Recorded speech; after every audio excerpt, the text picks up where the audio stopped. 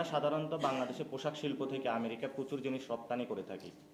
Like that আমি আজকে 100 টাকা ওইখানে হলো আমি রপ্তানি করলাম। এখন ট্রাম্প হলো তার দেশীয় জায়গাটা সে নিশ্চিত করতে চায়, কারণ তার দেশে সবাই হলো রপ্তানি করে, তার দেশের প্রোডাক্ট সে বাইরে বিক্রি করতেছে না চায়নার দাপটে। তখন সে বলল, ঠিক আছে, তুমি যদি আমার কাছে 100 টাকার কাপড় বিক্রি করো, এই কাপড়ের যে র ম্যাটেরিয়াল সুই সুতা সেগুলো তুমি চায়না থেকে না নিয়ে আমার থেকে নিতে হবে।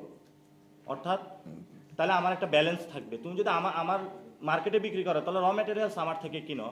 মূল কাহিনী হলো এখানে। তো এটা নট অনলি বাংলাদেশ, এটা সব জায়গায় শুরু হয়েছে। এটা যেটা হলো ইন্টারন্যাশনাল যে ট্রেড পলিসি থেকে শুরু করে ইন্টারন্যাশনাল সব জায়গাতে এটা চলতেছে। তো অলরেডি এই যুদ্ধটা বিভিন্ন জায়গায় চলমান আছে। এটা নট অনলি বাংলাদেশ সাফারিং, এটা ইন্ডিয়া থেকে শুরু করে সব দেশে।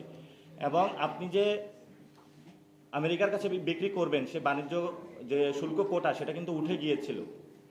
তো সেটারই একটা পরম্পরা। তখন ব্যবসায়ীরা কিন্তু হলো আমাদের যিনি বাণিজ্য উপদেষ্টা তার উপরে চাপ দিয়েছিল। এখন ব্যবসায়ীরা সেই বিষয়ে তাহলে কথা বলুক যে ব্যবসায়ীদের কি ওটা প্রয়োজন নাই নাকি আছে। Thank you.